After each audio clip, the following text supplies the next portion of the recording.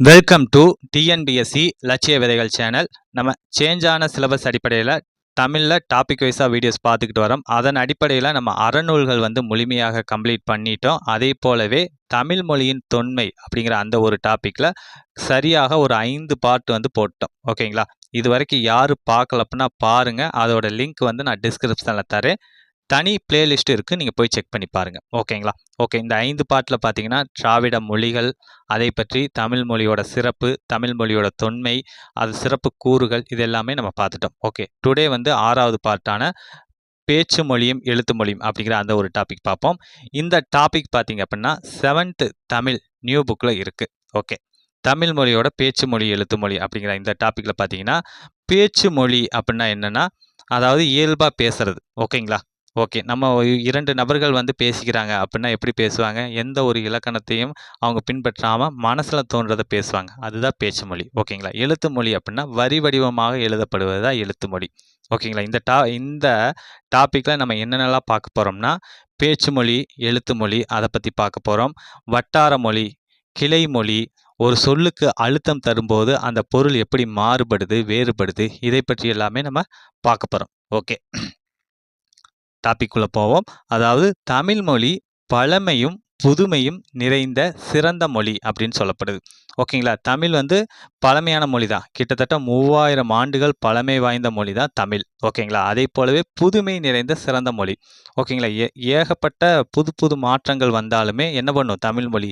தன்னைத்தானே புதுப்பித்து தகவமைத்து கொள்ளும் காலத்துக்கு ஏற்றவாறு. ஓகே, இந்த தமிழ் மொழி பார்த்தீங்க அப்படின்னா 2 கூறுகளை கொண்டுள்ளது. என்னென்ன கூறுகள் அப்படின்னா, பேச்சு மொழி, எழுத்து மொழி அப்படிங்கிற 2 கூறுகளை கொண்டிருக்கு. ஓகேங்களா? பேச்சு மொழி அப்படின்னா என்ன? இயல்பாக பேசிக்கிறது. ஓகேங்களா? அதுதான் பேச்சு மொழி அப்படிம்பாங்க. எழுத்து மொழி அப்படின்னா வரி வடிவமாக எழுதப்பட்டு படிக்கப்படுவது தான் என்ன? எழுத்து மொழி அப்படிங்கிறது. ஓகே, இந்த பேச்சு மொழிக்கும் எழுத்து மொழிக்கும் இடையே ஒற்றுமையும் இருக்குது, வேற்றுமையும் இருக்குது. ஓகே, இந்த மொழியோட முக்கியமான நோக்கம் என்ன அப்படின்னா, தமது எண்ணங்களை, கருத்துக்களை, உணர்ச்சிகளை பிறருக்கு வெளிப்படுத்துவதற்காக மனிதனால் உருவாக்கப்பட்டது தான் நம்முடைய மொழி. ஓகேங்களா?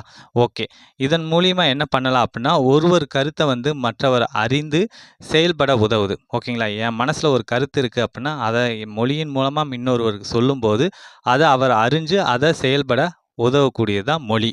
ஓகே, மொழியின் மூலமாகவே மனிதர்களின் சிந்தனை ஒரு தலைமுறையிலிருந்து அடுத்த தலைமுறைக்கு கொண்டு செல்லப்படுகிறது. ஓகேங்களா? எனக்குள்ள ஒரு சிந்தனை தோணுது, அதை நான் எழுதி வைக்கிறேன் அப்படின்னா அடுத்த தலைமுறையினர் அதை படிக்கிறாங்க அப்படின்னா அது அவங்களுக்கு ஒரு அனுபவமாக மாறிக்குது. ஓகேங்களா? இதன் மூலிமா ஒரு சிந்தனை ஒரு தலைமுறையிலிருந்து அடுத்த தலைமுறைக்கு கொண்டு செல்லப்படுது. எதன் மூலமா? மொழியின் மூலமாக. ஓகே, தொடக்க கால மனிதர்கள்லாம் எப்படி வாழ்ந்தாங்க அப்படின்னா தனித்தனி குழுக்களாக வாழ்ந்தார்கள். ஆதிகால மனிதர்கள்லாம் தனித்தனி குழுக்களாக வாழ்ந்து வந்தார்கள். அவர்கள் என்ன பண்ணுறாங்க?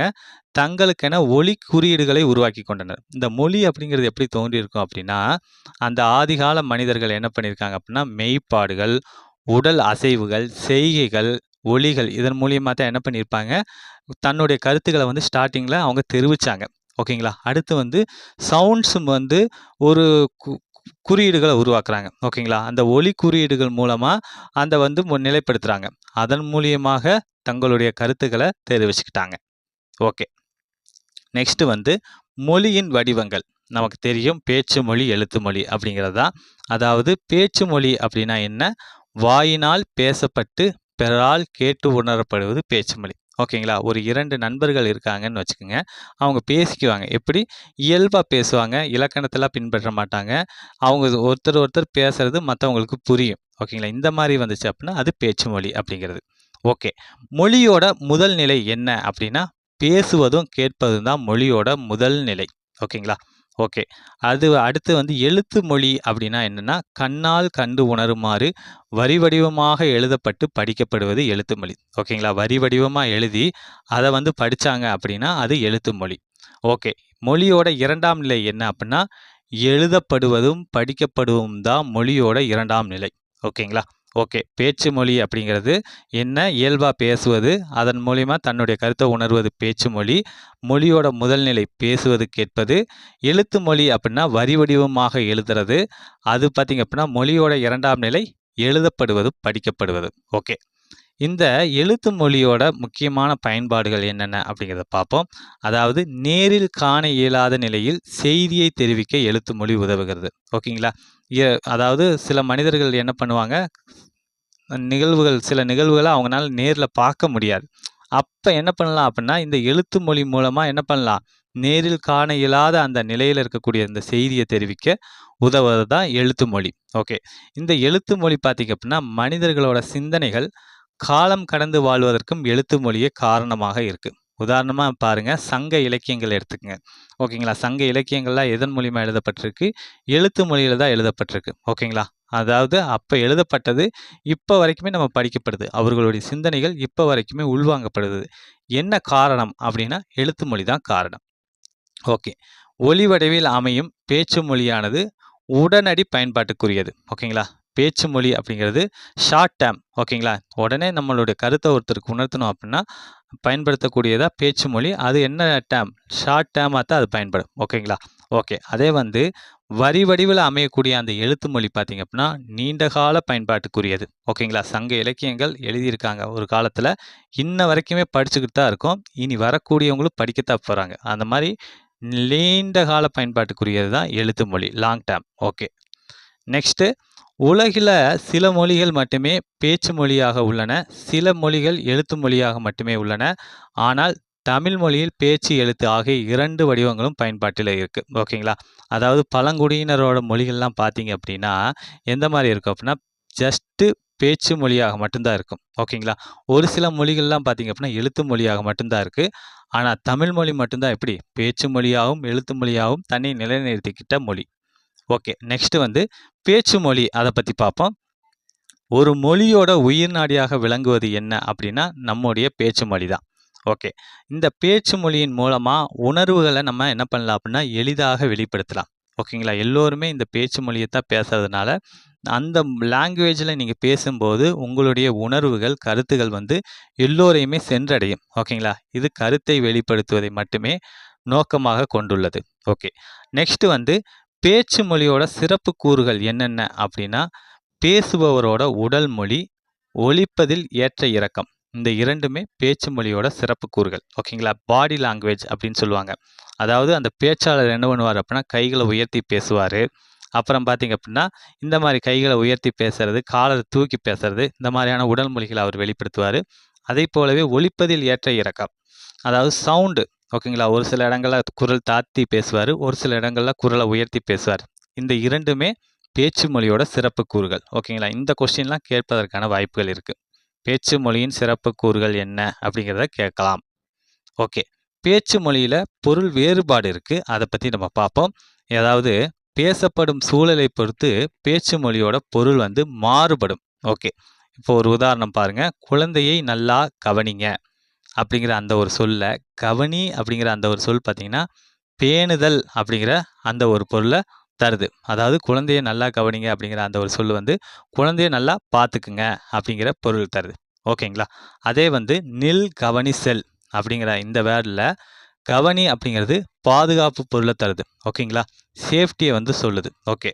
அந்த மாரி பேச்சு மொழியில பார்த்தீங்க அப்படின்னா, பேசப்படும் சூழலை பொறுத்து என்ன பண்ணும்? பொருள் வந்து மாறுபடும். ஓகே. ஒலிப்பதில் இருக்கக்கூடிய ஏற்ற இறக்கமுமே வந்து பொருள் வேறுபாட்டை தரும் பேச்சு மொழியில. இப்போ உதாரணமா என்னால் போக முடியாது அப்படிங்கிற அந்த ஒரு தொடரை அழுத்தம் திருத்தமா சொல்லும்போது என்ன ஆகும் அப்படின்னா மறுப்பை உணர்த்தும். என்னால் போக முடியாது அப்படின்னு சொன்னீங்கன்னா அது மறுப்பை உணர்த்தும். அதே வந்து மென்மையா என்னால் போக முடியாது அப்படின்னு நம்ம சொல்றோம் அப்படின்னா அது என்ன ஆகும்? நம்மளுடைய இயலாமையை வந்து உணர்த்தும். ஓகே. அது அதை போலவே தான். ஓகேங்களா? ஏற்ற இறக்கமும் பொருள் வேறுபாட்டை தரும் பேச்சு மொழியில. ஓகே. ஒரு தொடரில் எந்த சொல்லுக்கு அழுத்தம் கொடுக்கிறோமோ அதற்கேற்ப பேச்சு மொழியின் பொருளும் வந்து வேறுபடும். இப்போ உதாரணம் பாருங்க, நான் பறவையை பார்த்தேன் அப்படிங்கிற அந்த ஒரு தொடரில் நான் அப்படிங்கிற அந்த ஒரு சொல்லுக்கு நீங்கள் அழுத்தம் கொடுத்தீங்கன்னா பறவையை பார்த்தது யார் அப்படிங்கிற அந்த வினா வரும். அதற்கு விடையா என்ன வரும்? நான் பறவையை பார்த்தேன் அப்படின்னு வந்து வரும். ஓகே. அதே இதில் நான் பறவையை பார்த்தேன் அப்படிங்கிற அந்த ஒரு தொடரில் பறவை அப்படிங்கிற சொல்லுக்கு அழுத்தம் கொடுத்தோம்னா நீ எதை பார்த்தாய் அப்படிங்கிற வினா வரும். அதற்கு விடை என்ன வரும்? நான் பறவையை பார்த்தேன் அப்படின்னு வரும். ஓகேங்களா? ஓகே. அடுத்து பார்த்தேன் என்னும் சொல்லுக்கு அழுத்தம் கொடுத்தால் நீ பறவையை என்ன செய்தாய் அப்படின்னா நான் பறவையை பார்த்தேன் அப்படிங்கிற விடையாக வரும். ஓகேங்களா? சொல்லுக்கு எந்த சொல்லுக்கு நம்ம அழுத்தம் கொடுக்குறோமோ அந்த சொல்லுக்கு தகுந்த மாதிரி வினாவும் விடையும் மாறி வரும். ஓகே, இதுதான் பேச்சு மொழியில் இருக்கக்கூடிய இன்னொரு சிறப்பு. ஓகே, நெக்ஸ்ட்டு வந்து நன்னூல் ஒரு வரிகளை சொல்லுது. என்ன அப்படின்னா, எடுத்தல் படுத்தல் நலிதல் உழப்பில் திரிபும் தத்தமிழ் சிறிது உளவாகும் அப்படின்னு இந்த வரிகளை குறிப்பிடக்கூடிய நூல் என்னன்னா நன்னூல் தான். எடுத்தல் அப்படின்னா என்ன பொருள்னா உயர்த்தி ஒலித்தல் அப்படிங்கிறது. படுத்தல் அப்படின்னா என்ன தாழ்த்தி ஒலித்தல். ஓகேங்களா? நலிதல் அப்படின்னா என்னன்னா நடுத்தரமாக ஒலித்தல். ஓகேங்களா? இதன் மூலம் அதுக்கடுத்து உழப்பில் திரிபும் தத்தமிழ், அதாவது ஒலிக்கும் போது எழுத்துக்களில் ஏற்படக்கூடிய மாற்றங்கள். ஓகேங்களா? இந்த மூன்றையுமே செய்வதனால எழுத்துக்களில் மாற்றம் ஏற்படும் அப்படிங்கிறது தான் நன்னூல் வந்து அழகாக சொல்லுது. ஓகேங்களா? ஓகே, அதாவது எடுத்தல் படுத்தல் நலிதல் உழப்பில் திரிபும் தத்தமிழ் சிறிது உளவாகும், சின்ன சின்ன சேஞ்சஸ் வந்து ஏற்படும் அப்படின்னு நன்னூல் வந்து சொல்லுது. ஓகே, நெக்ஸ்ட் வந்து பேசப்படுவதும் கேட்கப்படுவதும் உண்மையான மொழி, எழுதப்படுவதும் படிக்கப்படுவதும் அடுத்த நிலையில் வைத்து கருதப்படும் மொழியாகும். இவையே அன்றி வேறு வகை மொழி நிலைகளும் உண்டு அப்படின்னு சொன்னவர் யார் அப்படின்னா மு வரதராசனார் அவர்கள் தான். ஓகேங்களா? இந்த ஸ்டேட்மெண்ட்டை கொடுத்துட்டு இதை யார் எழுதியது கூறியது அப்படின்னு கேட்பாங்க. ஓகேங்களா? அதுக்கடுத்து எண்ணப்படுவது நினைக்கப்படுவது கனவு காணப்படுவது ஆகியவையும் மொழியே ஆகும் அப்படின்னு சொன்னவர் யார்? மு வரதராசனார் அவர்கள் தான். ஓகே, இது வெரி வெரி இம்பார்ட்டன்ட். இது கேட்பதற்கான வாய்ப்புகள் இருக்குது. ஓகே, நெக்ஸ்ட் வந்து வட்டார மொழி அப்படிங்கிறது. இந்த வட்டார மொழி அப்படின்னா என்னென்னா நமக்கு தெரியும். திருநெல்வேலி பாஷை அது ஒரு டைப்பாக இருக்கும். மதுரை பாஷை வந்து ஒரு டைப்பாக இருக்கும். அதே போலவே பார்த்திங்க அப்படின்னா சென்னை ஸ்லாங் வந்து ஒரு டைப்பாக இருக்கும். ஓகேங்களா? அதாவது ஒவ்வொரு மாவட்டத்திற்கும் ஒவ்வொரு வட்டாரத்துக்கும் தகுந்த மாதிரியான மொழி வழக்கு வந்து வெளிப்படும். ஓகேங்களா? அதைத்தான் என்ன சொல்லுவாங்க? வட்டார வழக்கு அப்படின்னு சொல்லுவாங்க. ஓகேங்களா? பேச்சு மொழி வந்து இடத்துக்கு இடம் மாறுபடும். அதே போலவே மனிதர்களோட வாழ்வியல் சூழலுக்கு ஏற்பவும் மாறுபடும். இவ்வாறு மாறுபடும் ஒரே மொழியின் வெவ்வேறு வடிவங்களே வட்டார மொழி அப்படின்னு சொல்கிறோம். ஓகேங்களா? ஓகே, இப்போ உதாரணம் பார்த்தா அவங்களுக்கு ஈஸியாக புரியும். இருக்கிறது அப்படிங்கிற அந்த ஒரு சொல்ல ஒரு சில மாவட்டங்களில் இருக்குது அப்படிம்பாங்க, ஒரு சில மாவட்டம் இருக்குது அப்படிம்பாங்க, ஒரு சில இதை கீது அப்படிம்பாங்க. சென்னையிலலாம் பார்த்தீங்கன்னா இருக்குது கீது இந்த மாதிரியான ஸ்லாங்கை தான் அவங்க பயன்படுத்துவாங்க. இந்த மாதிரி ஒவ்வொரு பகுதியிலும் ஒவ்வொரு வகையாக சொல்லுவாங்க. ஆனால் ஒரே சொல்லு தான், ஆனால் ஒவ்வொரு பகுதியிலும் ஒவ்வொரு விதமாக சொல்லுவாங்க. இதைத்தான் என்ன சொல்கிறாங்க அப்படின்னா வட்டார வழக்கு, வட்டார மொழி அப்படின்னு வந்து சொல்கிறாங்க. ஓகே, நெக்ஸ்ட்டு வந்து கிளைமொழி. நம்ம கிளைமொழி அப்படின்னா என்ன அப்படிங்கிறத நம்ம ப்ரீவியஸ் வீடியோவிலே பார்த்துருந்தோம். என்ன, அதாவது மூலமொழி என்ன அப்படின்னா தமிழ், நமக்கு தெரியும். ஓகேங்களா? ஏன் தமிழ் மூலமொழி அப்படின்னு சொல்கிறோம்னா தமிழ்ல இருந்து தான் பிற மொழிகள் தோன்றி வளர்ந்தது. உதாரணமாக தெலுங்கு, மலையாளம், கன்னடம் இதெல்லாமே தோன்றி வளர்ந்தது. அதனால் தமிழ் வந்து மூலமொழி. தெலுங்கு, கன்னடம், மலையாளம் இது எல்லாமே பார்த்தீங்க அப்படின்னா கிளைமொழி. ஓகே, அதுதான்.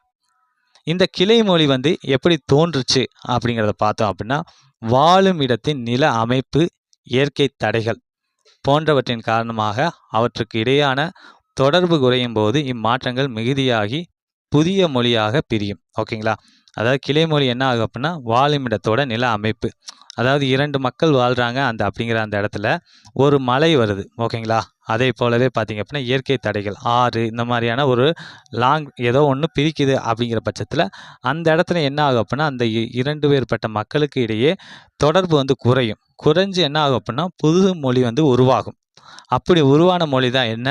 கன்னடம், தெலுங்கு, மலையாளம். ஓகேங்களா? இவங்கெல்லாம் பார்த்திங்க அப்படின்னா தமிழ்நாட்டுக்கு பக்கத்தில் தான் இருக்காங்க.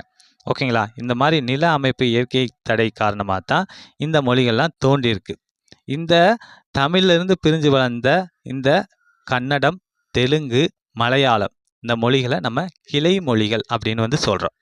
ஓகே, நெக்ஸ்ட்டு வந்து எழுத்து மொழி அப்படிங்கிறத பார்ப்போம். எழுத்து மொழி அப்படின்னா என்னென்னா பேச்சு மொழிக்கு நாம் தந்த வரி வடிவம் தான் என்ன? எழுத்து மொழி. ஓகே, ஒரு மொழி நீண்ட காலம் நிலை பெறுவதற்கு என்ன முக்கியம்? எழுத்து வடிவம் அப்படிங்கிறது வெரி வெரி வெரி இம்பார்ட்டன்ட். ஓகேங்களா? காலம் கடந்து நிற்கணும் அப்படின்னா மொழி அதுக்கு என்ன முக்கியம் அப்படின்னா எழுத்து வடிவம் வந்து இம்பார்ட்டன்ட். உதாரணம் பார்த்தோம், நம்ம பல 100 ஆண்டுகளுக்கு முற்பட்ட அந்த சங்க இலக்கியங்கள்லாம் என்ன இருக்குது? எழுத்து வடிவில் தான் இருக்குது. எழுத்து மொழியில் எழுதும்போது காலம், இடம் ஆகியவற்றுக்கு ஏற்ப என்ன பண்ணுறதில்ல சொற்களை வந்து நம்ம சிதைச்சு எழுத முடியாது. ஆனால் வந்து வரி வடிவம் மட்டும் மாறுபடும். ஓகேங்களா? ஓகே, முற்காலத்தில் அண்ணா காலை என்று இக்காலத்தில் அண்ணா காலை என்று எழுதுகிறோம். முக்காலத்தில் பார்த்தீங்க அப்படின்னா அண்ணா அப்படிங்கிறது எப்படி எழுதுவோம் அப்படின்னா இப்படி எழுதுவோம். ஓகேங்களா? நான் வந்து இந்த மாதிரி போகும். அடுத்து காலை அப்படிங்கிறது எப்படி எழுதுவோம் அப்படின்னா இந்த மாதிரி சுழிச்சு தான் எழுதுவோம். ஓகேங்களா? ஓகே. இந்த மாதிரி தான் முற்காலத்தில் எழுதியிருக்காங்க. 1980, 90 எல்லாம் பார்த்தீங்க அப்படின்னா இந்த மாதிரி தான் எழுதப்பட்டிருக்கு. அதற்கடுத்து இப்போ அதை எப்படி எழுதி வச்சிருக்காங்க? அண்ணா காலை அப்படின்னு வந்து சேஞ்சஸ் ஆகி எழுதுகிறோம். ஓகே. நெக்ஸ்ட் வந்து பேச்சு மொழியும் எழுத்து மொழியும். ஓகே. பேச்சு மொழியை நம்ம என்ன சொல்கிறோம் அப்படின்னா உலக வழக்கு அப்படின்னும், எழுத்து மொழியை நம்ம என்ன சொல்கிறோம் அப்படின்னா இலக்கிய வழக்கு அப்படின்னும் சொல்கிறோம். ஓகே. இந்த பேச்சு மொழிக்கும் எழுத்து மொழிக்கும் பார்த்தீங்க அப்படின்னா சில வேறுபாடுகள் இருக்குது. பேச்சு மொழியில் பார்த்தீங்கன்னா சொற்கள் வந்து ரொம்பவுமே குறுகி தான் ஒலிக்கும். எழுத்து மொழியில் வந்து சொற்கள் வந்து முழுமையாக எழுதப்படும். உதாரணம் பார்த்தா உங்களுக்கு புரியும். நல்லா சாப்பிட்டான் அப்படிங்கிறது பேச்சு மொழி. அதே பார்த்தீங்க அப்படின்னா நன்றாக சாப்பிட்டான் அப்படிங்கிறது எழுத்து மொழி. ஓகேங்களா? பேச்சு மொழியில் வந்து எழுத்து குறுகி ஒலிச்சிருக்கு. எழுத்து மொழியில் வந்து சொற்கள் வந்து முழுமையாக ஒலிச்சிருக்கு. ஓகே. இந்த பேச்சு மொழியில் பார்த்தீங்க அப்படின்னா உணர்ச்சி கூறுகள் வந்து அதிகமாக இருக்கும். என்ன காரணம் அப்படின்னா பேச்சு மொழி அப்படிங்கிறது எல்லா மக்களும் வந்து பரவலாக பேசக்கூடிய ஒரு மொழியாக இருக்குது. அதனால் வந்து அதன் மூலமாக வந்து தன்னுடைய கருத்துக்களை ஒருத்தர் கூறுறாரு அப்படின்னா அது அந்த மக்களை போய் எளிதாக சென்றடையும். அதனால் வந்து பேச்சு மொழியில் வந்து உணர்ச்சி கூறுகள் என்ன இருக்கும்? அதிகமாகத்தான் இருக்கும். எழுத்து மொழியில் பார்த்தீங்க அப்படின்னா உணர்ச்சி கூறுகள் குறைவாக இருக்கும். ஓகேங்களா? ஓகே. அதே போலவே பார்த்தீங்க அப்படின்னா வந்து போன்றவற்றை சொற்களுக்கு இடையே பொருளின்றி பேசுவதும் உண்டு. ஆனால் எழுத்து முறையில் வந்து இவை இடம்பெறுவது இல்லை. பேச்சு மொழியில் பார்த்தீங்கன்னா வந்து அந்த சொல்லலாம் நம்ம பயன்படுத்தி பேசுவோம். எழுத்து முறையில் வந்து இலக்கணத்துக்கு உட்பட்டு தான் நம்ம எழுதுகிற மாதிரி இருக்கும். ஓகே. அதாவது பேச்சு மொழிக்கும் எழுத்து மொழிக்குமே பெரிய அளவில் டிஃப்ரென்ஸ் இருந்துச்சு அப்படின்னா அந்த மொழி என்ன சொல்லுவாங்க அப்படின்னா இரட்டை வழக்கு மொழி அப்படின்னு வந்து சொல்லுவாங்க. தமிழ் மொழியவே எடுத்துக்கோங்க. பேசும்போது ஒரு மாதிரி இருக்கும், எழுதும்போது ஒரு மாதிரியா இருக்கும். பெரிய அளவில் வேறுபாடு இருக்கிறதுனால தமிழ் மொழி என்ன அப்படின்னா இரட்டை வழக்கு மொழி தான் அப்படின்னு தொல்காப்பியர் அவர்கள் சொல்கிறாரு. ஓகே. இந்த தொல்காப்பியர் வந்து பார்த்தீங்க அப்படின்னா பேச்சு மொழியை வந்து உலக வழக்குனும், அதாவது எழுத்து மொழியை வந்து செய்யுள் வழக்கு அப்படின்னும் குறிப்பிடுறாரு. இந்த question very very very important.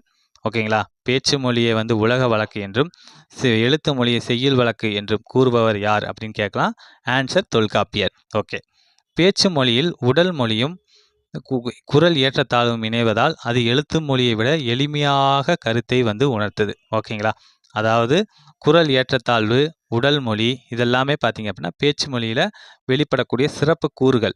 ஓகேங்களா? அதன் மூலிமா தம்முடைய கருத்துக்கள் வந்து எளிமையாக அது சென்றடையும். உடல் மொழி, குரல் ஏற்றத்தாழ்வு போன்றவற்றுக்கு என்ன இல்லை, எழுத்து மொழியில் வந்து இடமே கிடையாது. ஓகே. நெக்ஸ்ட் வந்து மொழியோட முதல் நிலை அப்படிங்கிறது நம்ம பார்த்தோம். கேட்டல், பேசுதல் அப்படிங்கிறது தான். ஓகேங்களா? இரண்டாம் நிலை என்ன அப்படின்னா படித்தல், எழுதுதல். அந்த நிலையில தான் பிற மொழிகள் வந்து அறிமுகமாகுது. தாய்மொழி எப்படி அறிமுகமாகுது? கேட்குறோம், பேசுகிறோம். இதிலே வந்து தாய்மொழி வந்து அறிமுகமாகுது. பிற மொழிகள்லாம் எப்படி அறிமுகமாகும் அப்படின்னா படித்தல், எழுதுதல் அதன் மூலியமாக. ஓகேங்களா? நம்மளால் தமிழில் வந்து சரளமாக பேசிக்கிட்டே இருக்க முடியும். அதே வந்து அதர் லாங்குவேஜில் பேச முடியாது. என்ன காரணம்னா இதுதான். நம்ம பிறக்கும் போதே கேட்டல், பேசுதல் அப்படிங்கிற அந்த ஒரு நிலையில் நம்ம தாய்மொழியை வந்து பேசுகிறோம். ஓகே. நெக்ஸ்ட் வந்து எழுத்து மொழி சிந்தித்து எழுதப்படுவதாலும் பிழைகள் ஏற்பட்டால் திருத்திக் கொள்ள வாய்ப்பு இருப்பதாலும் திருத்தமான மொழி நடையில் வந்து அமையுது. ஓகேங்களா? ஆனால் பேச்சு மொழியில் வந்து சிந்திப்பதற்கான நேரமே கிடையாது. திருத்திக் கொள்ள வாய்ப்பும் இல்லை. நம்ம ஒன்ஸ் பேசிட்டோம் அப்படின்னா அது பேசினது தான்.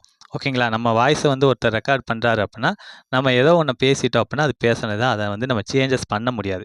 எழுத்து மொழினா நம்மளால் சேஞ்சஸ் பண்ணிட முடியும். ஓகே. நெக்ஸ்ட்டு பேச்சு மொழி மக்களின் மனநிலைக்கு ஏற்ப அமைவதால் விரைந்து மாற்றம் அடைந்து வருகிறது. எழுத்து மொழி பெரும்பாலும் மாறுவது இல்லை.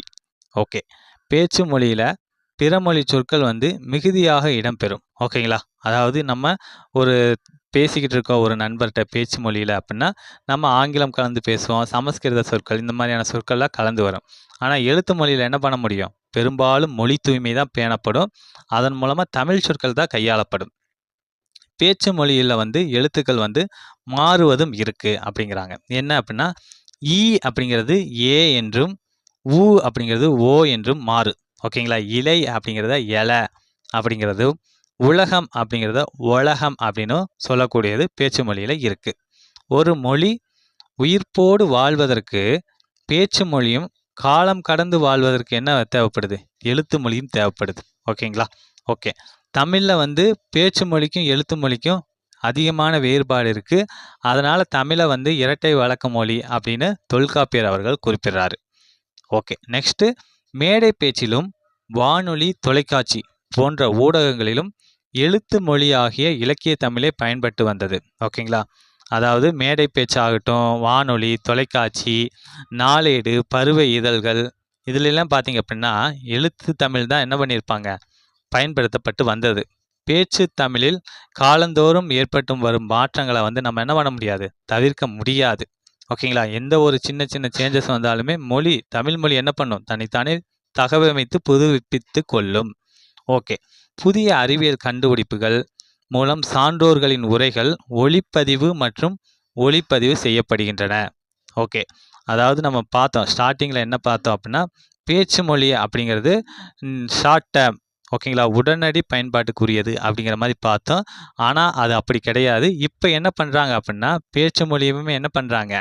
ஒளிப்பதிவு ரெக்கார்ட் பண்ணுறாங்க. ஓகேங்களா? வாய்ஸ் ரெக்கார்டு, அப்புறம் பார்த்தீங்க அப்படின்னா ஒளிப்பதிவு ரெண்டுமே பண்ணுறாங்க. இதன் மூலியமா என்ன ஆகுது அப்படின்னா, பேச்சு மொழியுமே என்ன ஆகும் அப்படின்னா, நீண்ட காலம் நிலைச்சு நிற்கிறதுக்கான வாய்ப்பு ஏற்பட்டிருக்கு. ஓகேங்களா? இது ஒரு கால மாற்றம் தான். நெக்ஸ்ட்டு ஒரு பாரதிதாசன் அவர்களுடைய பாடல் வரிகளை பார்ப்போம்.